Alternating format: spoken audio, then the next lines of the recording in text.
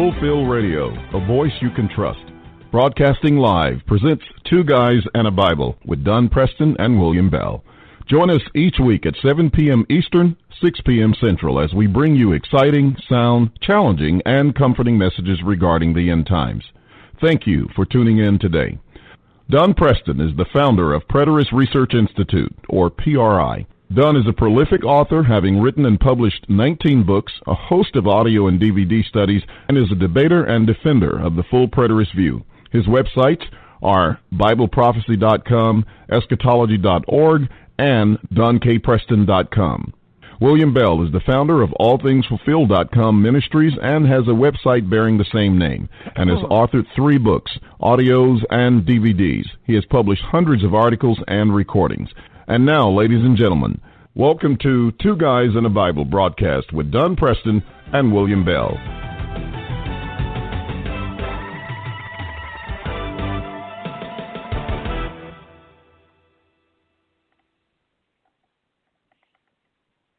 Good evening, ladies and gentlemen. This is William Bell. Welcome to Two Guys and a Bible right here on Fulfill Radio, a voice you can trust. And along with me is my co-host, the illustrious Dr. Don K. Preston. Don, how are you today? Well, I'm doing just fine. I'm very, very frustrated. I turned my laptop on. For some reason or other, my desktop simply will not give me good audio. It breaks up and what have you. So anyway, I turned my laptop on at least 10 minutes ago, and I'm not exaggerating. And I thought, well, I'm going to go ahead and go through the process, going to try to log on, make sure everything's working properly. And all of a sudden, my laptop decided that it wasn't going to accept any of my passwords. And I had to go through an entire raft of certification, confirmation of who I am on my own crazy laptop. And it would not let me out even to go into my word processing program so that I could get my passwords out. Had to go over to my desktop to recover my passwords. Well, then when I entered my password, it said it was invalid. And I'm going, no, I just set that up just the other day.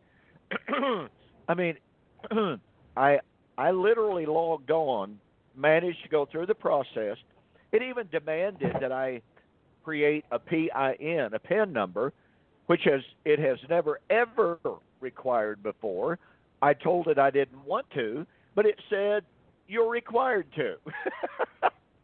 So I'm going, okay, this is enough frustration, but it would not let me into my own computer without going through that process. And so needless to say, I am not just real happy with Microsoft right now and their requirements to log into my own computer, even giving the password that I used last week and since then. But all of a sudden it decided, no, we don't like that password. So, yeah, I'm not very happy with Microsoft. They infringe on everything. They control everything, and them and Google.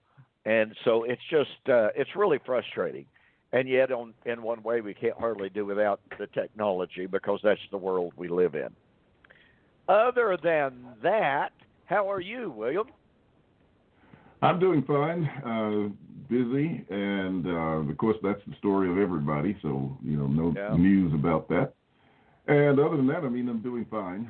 No health issues at the moment that I can think of, and just lots of stuff to do, little time to get it done in, and there you go.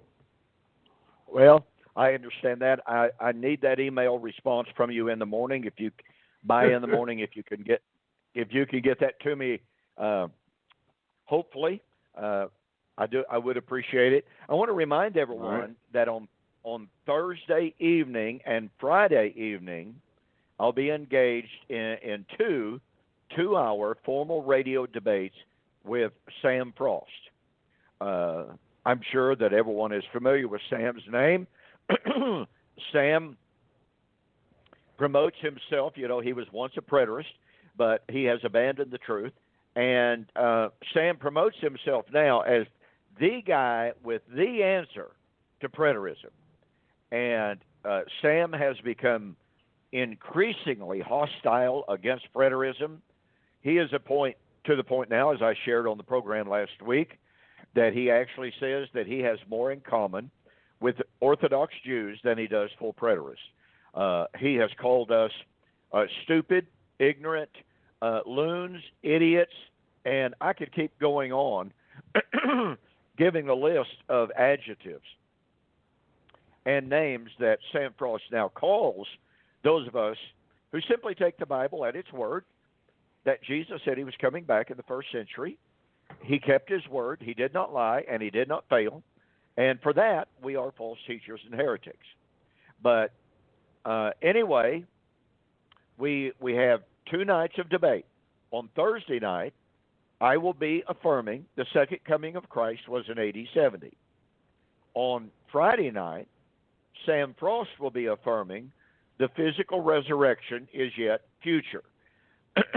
So, obviously, these 2 issues strike at the very heart and the core of eschatology. Now, I'll be really honest, I wanted propositions that were a little more specific, a little more properly defined. I wanted what's sometimes called complex propositions, but propositions that would very, very specifically, very narrowly define what it was that we are to debate, but he would have none of it. And he conspired, that's the only word that I know to use, he conspired with the host of the radio program, Chris Arnzen. And so Chris Arnzen stepped in and said, I'll be the one to determine the wording of the propositions. Well, I've never had a debate before in which the host of the debate said, here are your propositions, and you don't have anything to do about the wording of the propositions. You'll debate what I say you'll debate, but that was Chris Arnzen's position. And so if we wanted a debate at all, and of course he was doing that at Sam's prompting, but naturally that's what I believe anyway. So if I wanted a debate, I essentially had to say, okay, we'll debate the propositions that you have set forth, even though I was not particularly in favor of that. So everyone needs to tune into that. And for those of you who will be listening to this program on the archives after the debates are over, Chris Arnzen's program is entitled Iron Sharpens Iron. His name is Chris Arnzen, Arnzen, and the debate is supposed to be archived, and so you should be able to listen to it virtually at any time. That's what we've been told, at least. So there's that. Just wanted to remind everyone of that and get everyone looking forward to that. And by the way, I left a letter in my pickup today that I was going to read part of it. It was just one of those kind of letters, William, that, just makes a person so incredibly thankful to be a part of ministries that are changing the lives of people. This is an individual. He has watched you on YouTube. He's watched me on YouTube. And he said, I just simply want to write to express my appreciation for the impact that you and William Bell have had on my life and reviving his faith in the Lord and in his word. It was really a heart-touching letter to read and to know that your ministry and mine, he did not say, but so I don't know if he listens to this program or not, but he was quite clear that both you and I had been an influence in his life. And like I said, I had the letter laying in the seat of my pickup. I was going to read part of it so that our listeners could enjoy it, but I simply left it in the seat of my pickup. But anyway, that's the gist of the letter. That's the gist of the message, and it's just more of the wonderful messages, like the messages that we get on a very, very regular basis. Well, that sounds good. It's always good to hear those positive messages and to hear that people are, their lives are changing. So that's very, very good. And as you say, the number of people that continue to write us and, share those messages with us continues to increase. And they continue to come from various places around the world. So I know I've had several on YouTube this week. I didn't really note any of them down, but there were several that were there this week and expressing, pretty much the same thing. So that was very, very good. So it's always good to hear that. It's very encouraging. It is indeed. It's just part of the ongoing, part of the ongoing growth. And I, on that note, I just have to take note of this. We constantly talk on this program about how covenant eschatology is growing everywhere, and just recently, as happens so very, very often, on Facebook, on that Facebook page entitled "Full Preterism: A Thing of the Past," Sam Frost, as he commonly does, talked about what a pitiful handful of full preterists that there really are. And let me back up. This was on another anti-preterist page that I had never seen, never heard of before, and it had every bit of, I think, 12 subscribers when I got tagged.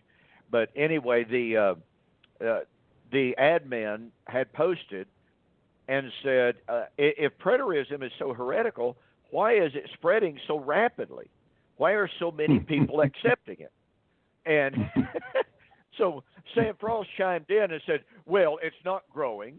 The leaders, Don Preston especially, likes to inflate the numbers. He likes to make it sound like it's growing. But he's in the circle of preachers that I travel with, when I talk to them and tell them about preterism, they've never even heard of it. And that of course, is supposed to prove that it's not growing. So I had to chime in and point out that men like Thomas Ice, in his book End Times Controversy some years ago, and I heard him say it on television as well. He said preterism is spreading like wildfire among the churches. Now, I don't believe that Thomas Ice is a propagandist for covenant eschatology. And yet, here he was on national television talking about how preterism was, even at that point, and it's even more so now, even at that point, was spreading like wildfire. And yet, here's Sam Frost claiming that we inflate the story of the growth of eschatology. And then, just last night, I happened to be reading an article that Sam Frost had written when he still claimed to be a full preterist, and he was talking about how rapidly covenant eschatology is growing, how people of all denominations are accepting it. And I thought, well, was Sam Frost grossly exaggerating the growth of preterism when he said in that article that covenant eschatology is growing more and more and more? Or is he just simply trying to depreciate and disparage and downplay the growth of the movement at the present time? I think we know the answer to that. And so I just found it so hilarious and so ironic that on the one hand, when he claimed to be a preterist, he could see and know, understand, and proclaim the growth of preterism. But now, even when others point out how it's growing, he said, no, it's not. No.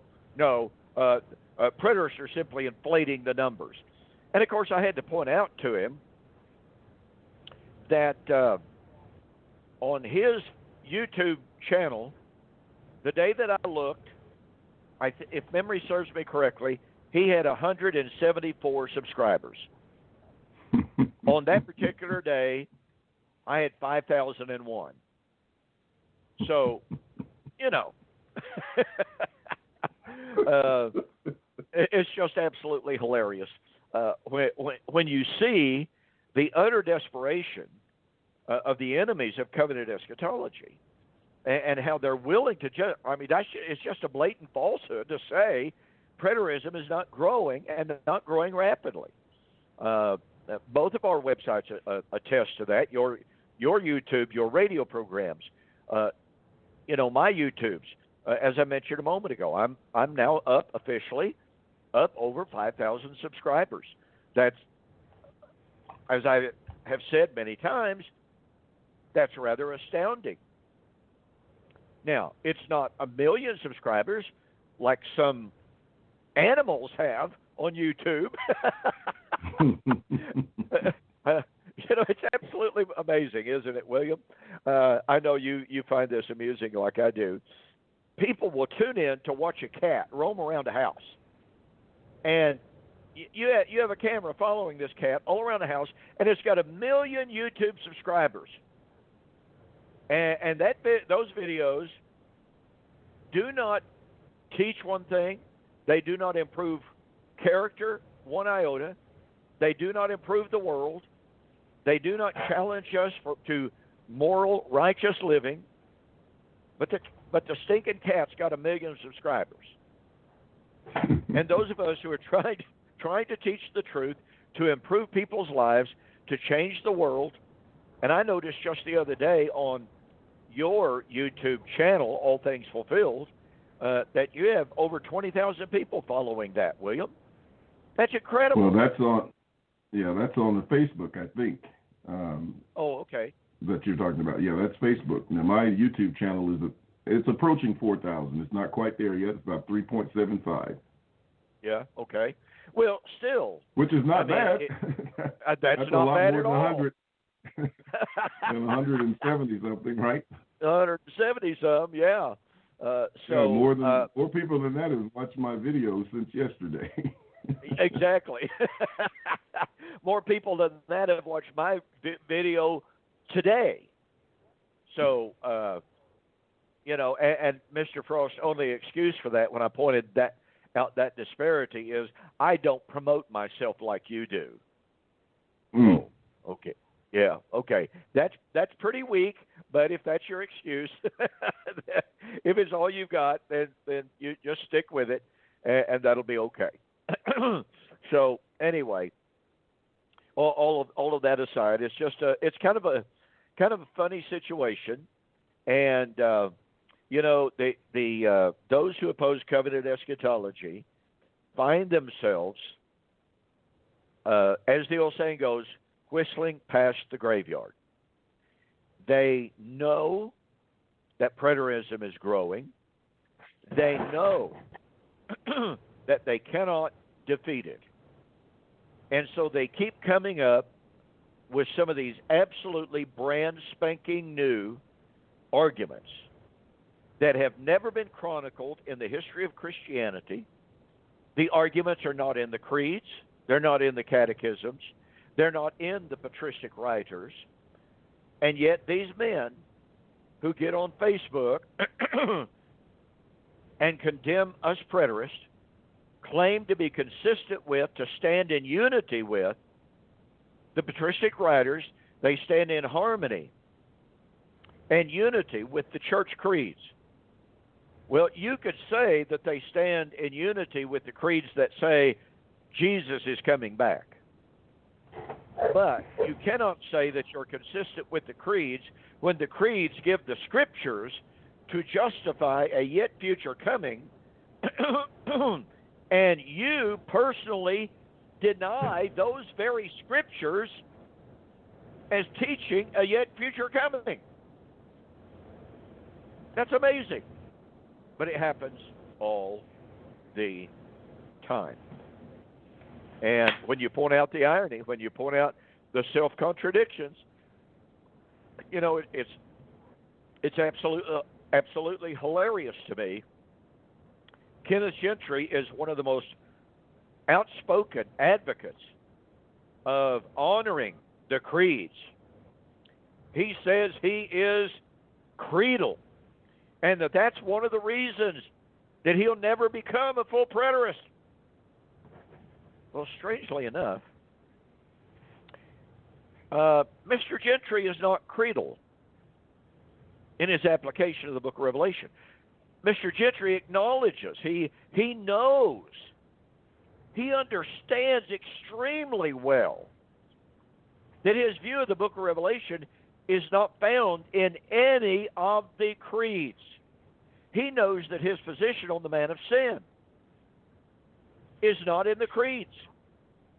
He knows that his position on the end of the age and the coming of the Lord and the inauguration of the age to come in AD 70 is not in the creeds. He knows that his position that the wedding of the Lord took place in AD 70. He knows that his position that the new heaven and the new earth fully arrived, displacing the old creation of Old Covenant Israel, is not in the creeds. And yet, although he stands totally opposed to the creeds in those regards, even though he stands absolutely totally opposed to the creeds, Westminster Confession of Faith, for instance, which stated and states that the Pope is the Antichrist. He's the man of sin. Well, guess what? Kenneth Gentry rejects that as false teaching. And so here you have one of the most outspoken critics of covenant eschatology claiming to be creedal, and yet he categorically rejects virtually every major tenet of the Westminster Confession of Faith that he claims to be faithful to. And that happens with one person after another in their attacks on Christianity, or, on full preterism. So, it's a strange world we live in, William, when you have men doing that and claiming all the while that they are the defenders of orthodoxy and the truth and the creeds and church history. Oh, yeah. In fact, they're defending their own brand, their own personal orthodoxy that is not found in the creeds. Well, that's enough of that. All right. Let's get back to Jeremiah chapter 3 and our study of the Messianic Temple. As I shared with you the last couple of weeks, folks, Jeremiah 3 is such a fascinating text, and it is a passage that you do not find an awful lot of commentaries spending a lot of time discussing. And that's, I think one of the reasons for it is and I've tried to think about this a good bit, is because if you take Jeremiah 3 and then you put it up alongside, for instance, Zechariah 14, you seem to have a glaring contradiction. But we'll get to that a little bit later. But here's the simple form of that. Jeremiah chapter 3 says that when it shall come to pass that you shall be multiplied and increased in the land, in those days, says the Lord, they shall say no more the ark of the covenant of the Lord, neither shall it come to mind, neither shall remember it, neither shall they visit it. Well, where would the ark of the covenant ostensibly be? In Jerusalem. And yet here is God saying, well, the time is coming. This is the time of the kingdom. It's the time of the restoration of Israel. And God says they're not even going to go visit the ark. Well, if the ark is in Jerusalem, that's saying that in the kingdom of God they will not go to Jerusalem. Well, wait a minute. Isaiah said in the last days, the mount of the Lord's house shall be established in the tops of the mountains and exalted above the hills, and many people shall come and say, come, let us go to the mount of the Lord's house. Let us go to Zion, for out of Jerusalem shall go forth the law. So there is a prediction that in the kingdom, people go to Zion, to Jerusalem. Here's a prediction of the kingdom.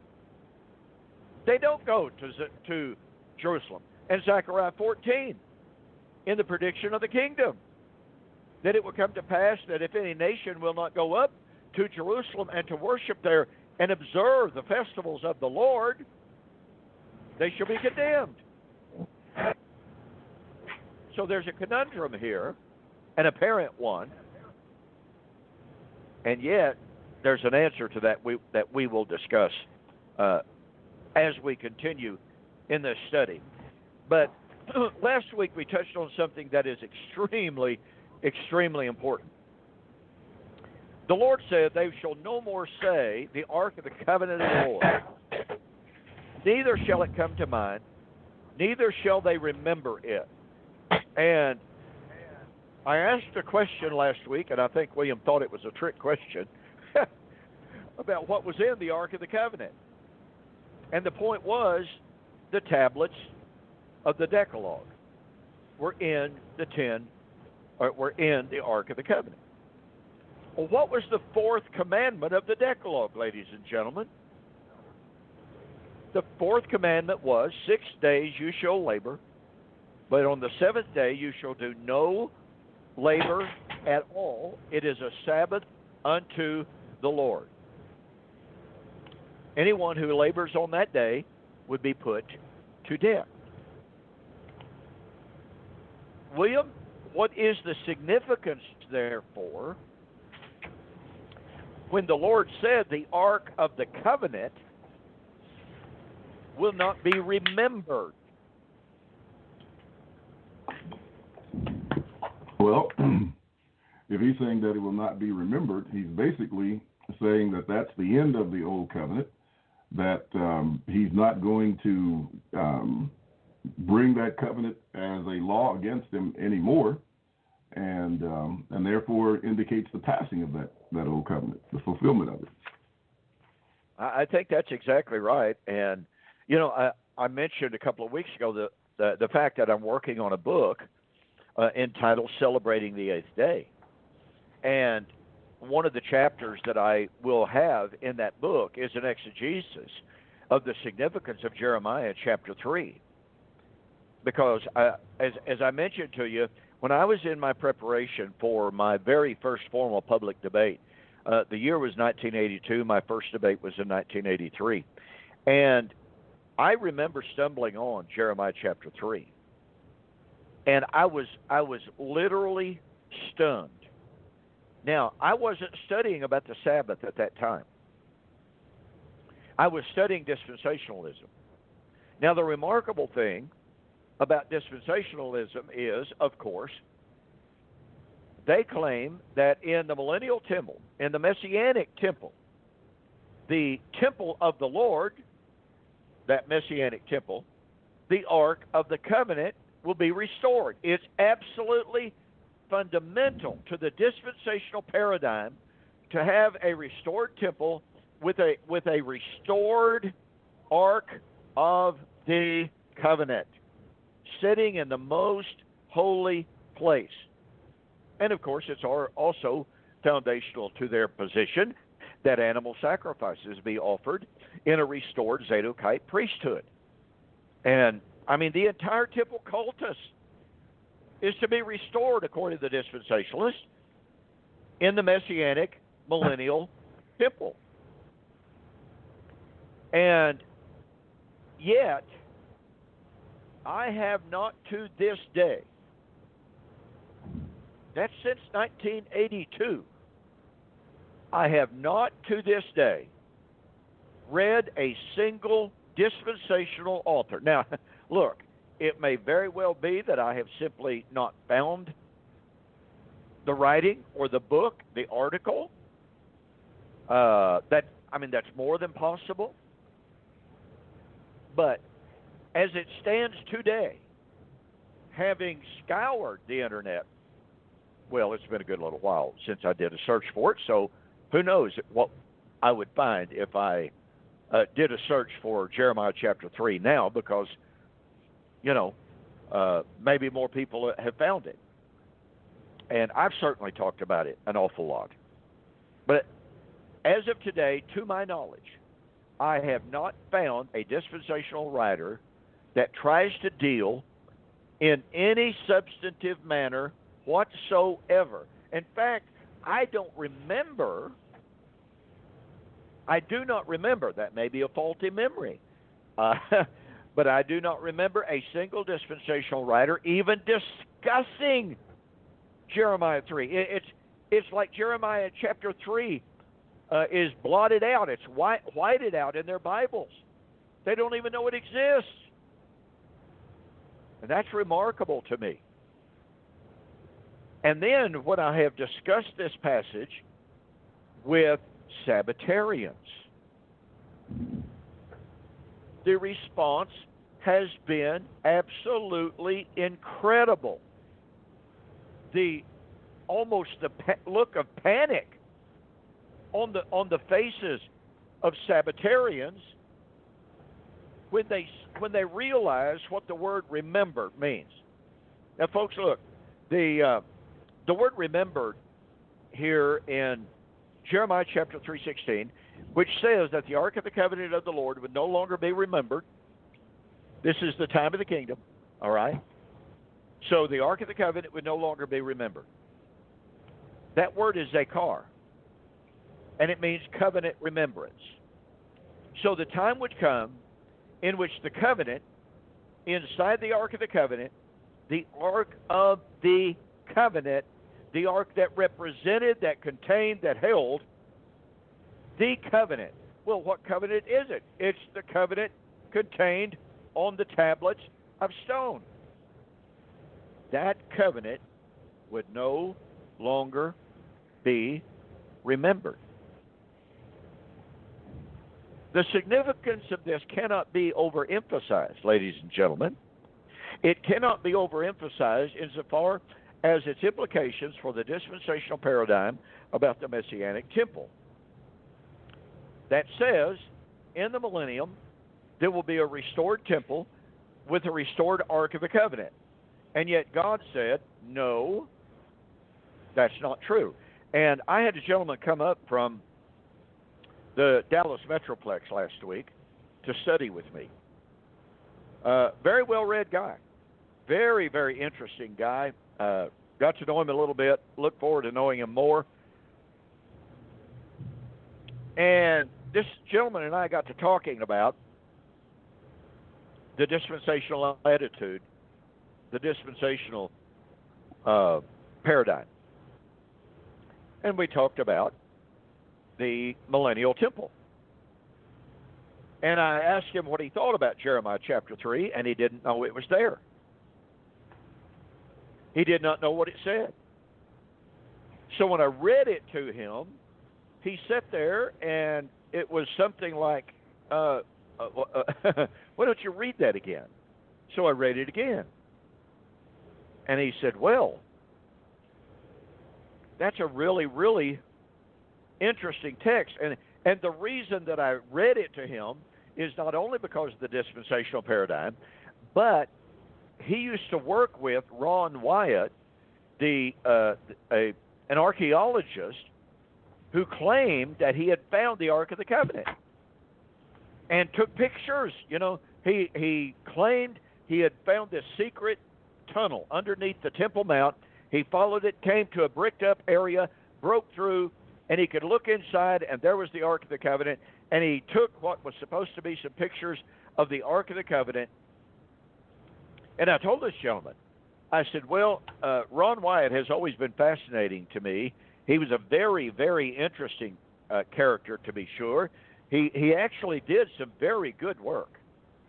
But his claim that he had found the Ark of the Covenant was immediately suspicious. He claimed that, and they set a date, said he had talked to a Jewish, major Jewish rabbi, and they had set the date for the unveiling of the Ark of the Covenant. On this date, I believe it was in June, I've forgotten the year now, but said, we're going to bring out the Ark of the Covenant. Everybody in the world can see it. This is going to be a world-changing event. Well, the time came and went, and nothing was heard of Mr. Ron Wyatt. no Ark of the Covenant was revealed. Nothing happened. And Ron Wyatt could not be found for a good little while. Jewish rabbi could not be found for a good little while. And finally, Ron Wyatt was found. He was interviewed, and he said, well, after consulting with the Jewish rabbi, we simply decided that it would be too risky politically, that it might start World War III if we unveiled the Ark of the Covenant.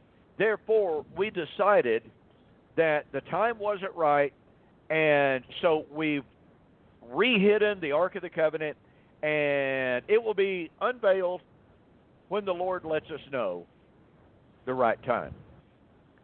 Well, the interesting thing about some of the pictures that he took of this ostensible Ark of the Covenant, as some photo analysts pointed out, when they examined those pictures closely, the Ark of the Covenant, that thing that he took a picture of that he claimed was the Ark of the Covenant, had pop rivets in it. Well, it's a pretty safe bet to say the Ark of the Covenant did not have pop rivets in it. And so that's what I told this gentleman that I was visiting with, and he said, well, I agree. He said, I actually traveled with Ron Wyatt. I was his driver for a while.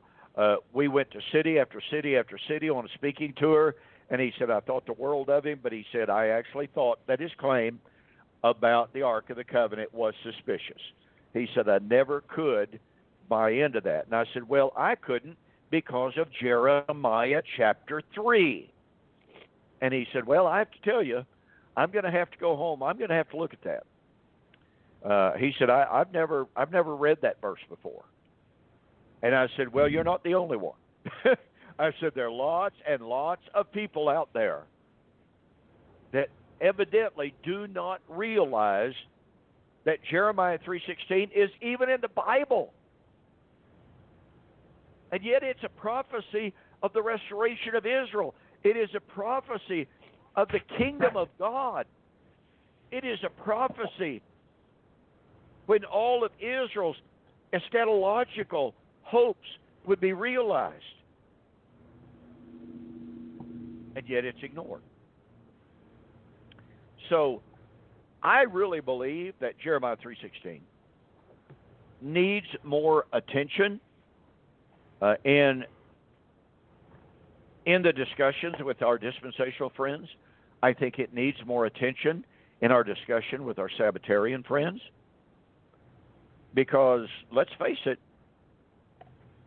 if the Ark of the Covenant is not going to be in a Messianic temple, then the dispensational paradigm is wrong. If the Ark of the Covenant is never going to be rebuilt, and by the way, let me point this out.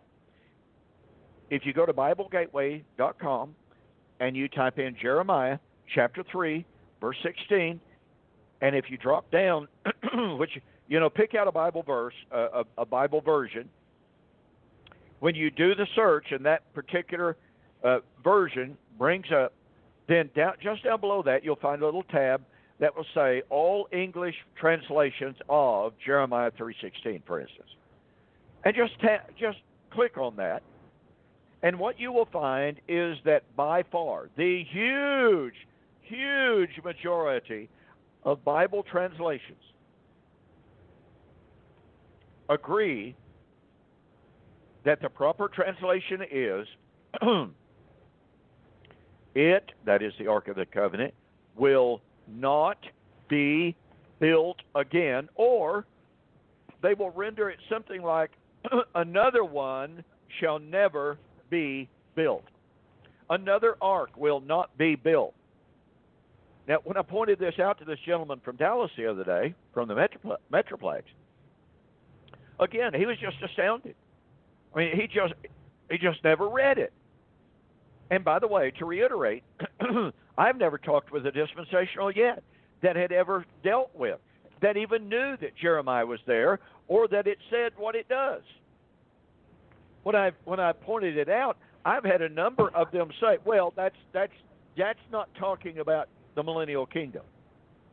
That's not talking about our future. Well, let's see here. Let's see what Jeremiah had to say. Now, remember that this entire passage here is dealing with the time in which the Lord said, Jeremiah chapter 3 and verse 15, I will give you pastors according to my own heart, which shall feed you with knowledge and understanding. Well, look, this is absolutely parallel to Ezekiel 34 and following, in which God castigated the leaders of Israel for being the wicked shepherds, the wicked elders, but God promised to give them elders and shepherds after his own heart. And let's not forget, Ezekiel and Jeremiah are roughly parallel to one another. So we're dealing with the same promise. But again, in verse 16 is the negation of the Ark of the Covenant, the negation of Jerusalem, and by implication, obviously, negation of the temple. I mean, you know, if there's not going to be if you're not going to go to Jerusalem, there's no need for a temple. If there's no Ark of the Covenant, there's no need for a temple. And so by implication, Jeremiah chapter 3 and verse 16 is just profoundly significant for the dispensational paradigm. But back to the issue. Is Jeremiah chapter 3 truly messianic? Well, let's see verse 17. At that time, what time? The time in which you wouldn't go to Jerusalem to worship. You would not go to Jerusalem to remember the Ark of the Covenant. The time when the Lord would give Israel the proper shepherds to lead and to guide her. At that time, they shall call Jerusalem the throne of the Lord. Now, just think about this, how paradoxical it is. Verse 16, it'll come to pass when you are multiplied and increased in the land, they will no more say the Ark of the Covenant of the Lord, neither shall it come to mind, neither shall remember it, neither shall they visit it, which means they will not go to Jerusalem. Now, one could argue, for fairness, one could argue, well, they won't they won't go to Jerusalem to visit the Ark of the Covenant, but they will go to Jerusalem. I suppose a person could technically make that argument, but once again, let's look at it this way. William, what did the Ark of the Covenant, apart from the covenant itself, what did the Ark of the Covenant represent? It represented the throne of God. Represented Absolutely. the place where God would meet with them. So to say that the Ark of the Covenant would not be there, did that not in essence say the presence of God is not there? That's exactly what it says. And by the way, folks, let's keep this in mind, because people, they want to point to the Herodian temple and how great and magnificent it was, and it must have been. I have said many, many times, if I had a time machine, I would absolutely love to be able to visit the Herodian temple, somewhere around 60 to 63 AD, okay? I wouldn't be too keen to go there in 66 or later. Not a good place to be. And by the way, due to the Roman procurator by the name of Florus, it probably would not be a great place to visit, even from 62 onward. But it would have been a great place to visit earlier than that, perhaps the 40s, perhaps the 50s, just to witness the astounding beauty of that Herodian temple. I mean, it staggers the imagination to realize the magnificence, the wealth that temple displayed. White marble, gold, cedar. I mean, precious jewels everywhere. So, yeah, it would have been absolutely astounding. But here's the deal. You go back into the period of the Maccabees,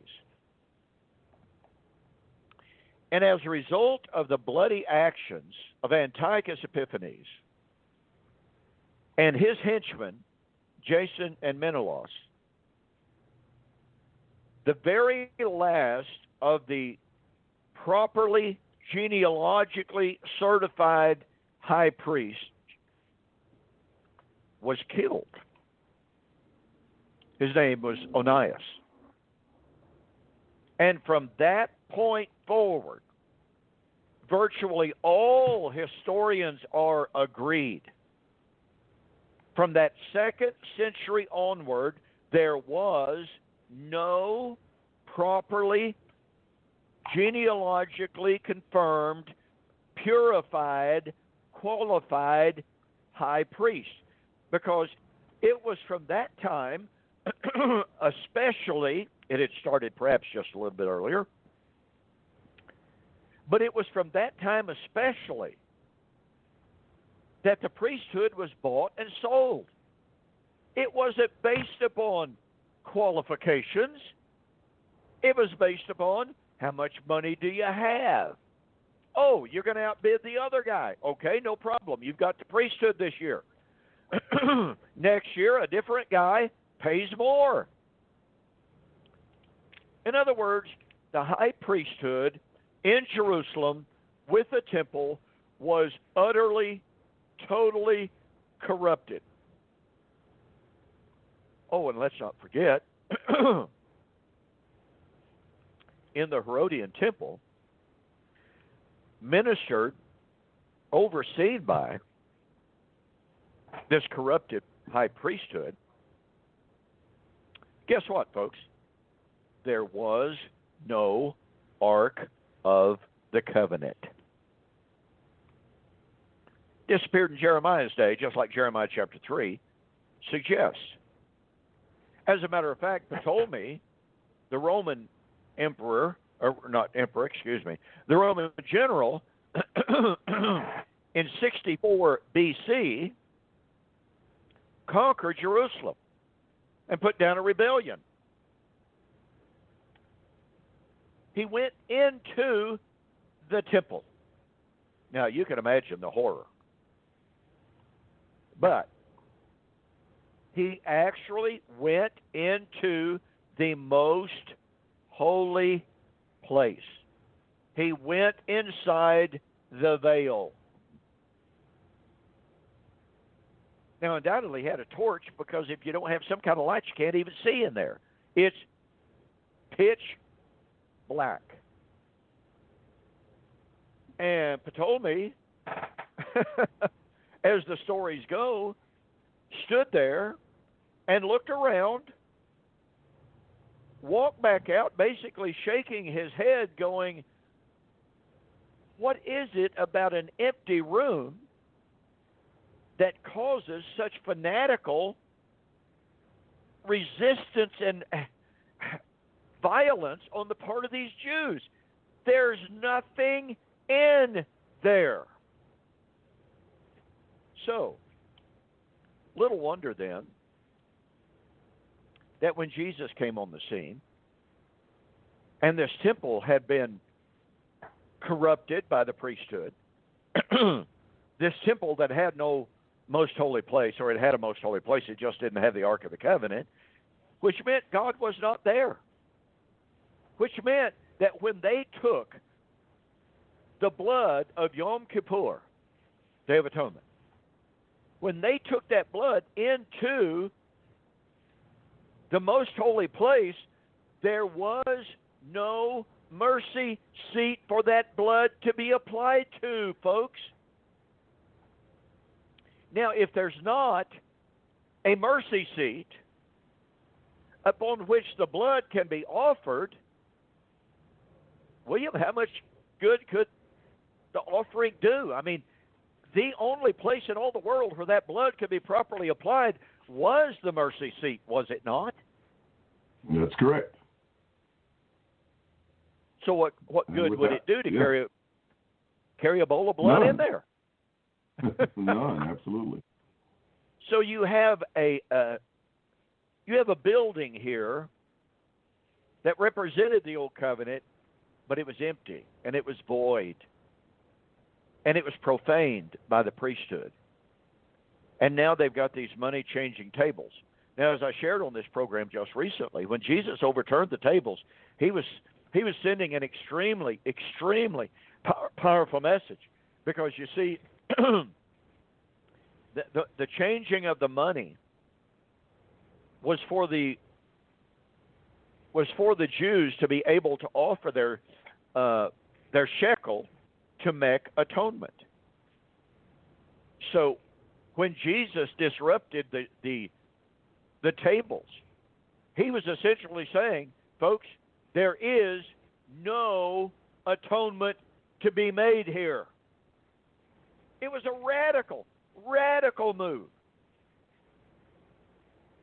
And so,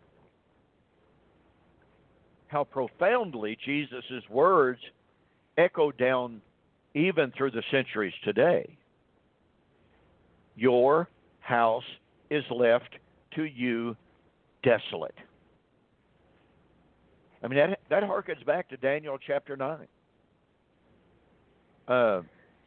in which, at the end of the 70 weeks, the desolating sacrilege would take place. The sacrilege which would lead, in other words, to its utter desolation in the overwhelming flood of destruction. And so all of this stuff ties together when we come to Jeremiah chapter 3, as it looks down through the centuries to the time of the kingdom. But he says, at that time, they shall call Jerusalem the throne of the Lord. The throne of the Lord. Well, listen, this is one of a raft of passages found in the Old Covenant Scriptures about how Jerusalem would one day be called redeemed. No longer forsaken, but the city of the living God. You can look at Isaiah 46:13. I place my redemption, I place salvation in Zion. Isaiah 62, you shall no longer be forsaken, but you shall be called the city of God, the holy city of God. Isaiah chapter 60 through 62, on and on and on it goes. In the new creation, the Lord says, behold, I create Jerusalem, a rejoicing, a blessing, and a rejoicing. That's in the new creation. And so, yeah, Jeremiah chapter 3 is absolutely messianic because it contains the very motifs that are found in passages that no one denies are messianic. So, my question to those who might ponder whether or not Jeremiah 3 is messianic, I would say, okay, if you have 10 messianic prophecies, and each one of those messianic prophecies have the following constituent elements in it, A, B, C, D, and E, or whatever, and then you have Jeremiah chapter 3, and Jeremiah 3 likewise has A, B, C, D, and E, then upon what basis do we say, oh, well, yeah, but Jeremiah 3 can't be messianic? Upon what basis do we reject it? And I've never received a valid substantive answer to that from anyone of any school of eschatology. As I've said already, most of the time when I bring up Jeremiah chapter 3, the response is perplexity. The response is, I didn't know that was in there. The response is, I got to go think about that. Well, that's all fine and good. But Jeremiah 3 is not going away. And then he says, at that time they shall call Jerusalem the throne of the Lord, and all the nations shall be gathered in or unto it to the name of the Lord, to Jerusalem. Neither shall they walk any more after the imagination of their evil heart. Well, here's just one more of the constituent elements of the Messianic prophecy. In one passage after another, from Ezekiel, from Isaiah, to Micah, to Zechariah. Zechariah chapter 2 comes to mind immediately. That in the day of the Lord, when Jerusalem would be restored, in the day of the Lord of Israel's restoration, all the nations of the earth would be invited to come to Jerusalem and to participate in the glory and in the salvation of the Lord, the God of Israel. I mean, Isaiah 66 is a great classic example of this. You have the day of the Lord in flaming fire, the Lord coming with his chariots, in the judgment of Jerusalem and the temple, Isaiah 66, 4 and following. And then you have the survivors of that day of the Lord. And those survivors go to the nations who had never known the name of the Lord, the God of Israel, had never been called by his name, and to teach them the glory of the Lord God of Israel. And so, once again, this concept, all the nations flowing into it. Remember Isaiah chapter 2 and following that I quoted earlier in the program tonight. All nations shall come and shall say, let us go up to the mountain of the Lord's house, for he will teach us of his ways, and we will walk after his law. And so this is just a common messianic motif of the calling of the nations. First of all, it's the restoration of Israel. Okay? It is the restoration of both houses of Israel. Look at the very next verse. In those days, what days? In the days in which Jerusalem would be the capital of the kingdom. In those days in which Jerusalem, although the capital of the nation, men would not think or remember the Ark of the Covenant, because obviously that covenant had been done away with. But verse 18, in those days, the house of Judah shall walk with the house of Israel.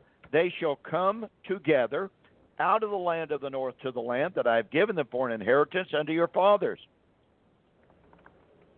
Here's a classic motif, the restoration of all 12 tribes. Now notice what's so important here. The restoration of the 12 tribes, but in addition to that, all the nations of the earth would be saved and come to Jerusalem. Now, Jeremiah 3:18 is absolutely nothing but Ezekiel chapter 37. Ezekiel chapter 37 is the prediction and the prophecy of the restoration of, quote, the whole house of Israel that was in captivity. The 10 northern tribes had been in Assyrian captivity. The Assyrians were destroyed by the Babylonians in what was it, 612, William? Somewhere along in there? Is that right? Somewhere around that time. I lose track of those dates sometimes. But nonetheless, the Assyrians were destroyed by the Babylonians. Thus, the 10 northern tribes passed into Babylonian captivity, and especially when the Babylonians carried the 2 southern tribes off into captivity. Thus, all 12 tribes were in Babylonian captivity. But here's the prophecy. And remember, Jeremiah chapter 3 is written at the very period of time in which the Babylonians are virtually on the horizon. The time for the Babylonian captivity of the 2 southern tribes is upon them. And yet the Lord looks way beyond that and looks forward to the time in which all 12 tribes would be restored. That, folks, is the Messianic kingdom. That is the restoration of Israel. That is the time of the Messianic temple.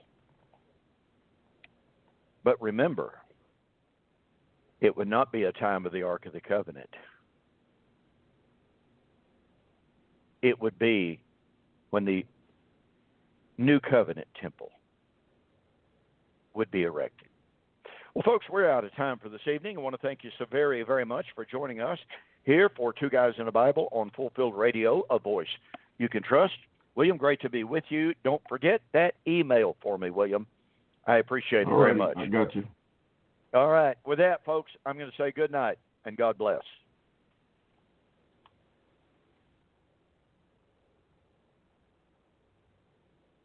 Thank you for joining the Two Guys in a Bible radio broadcast. On behalf of Dunn Preston and myself, we'd like to say have a very pleasant day and may God bless. Until next time, we'll see you on Fulfill Radio, a voice you can trust.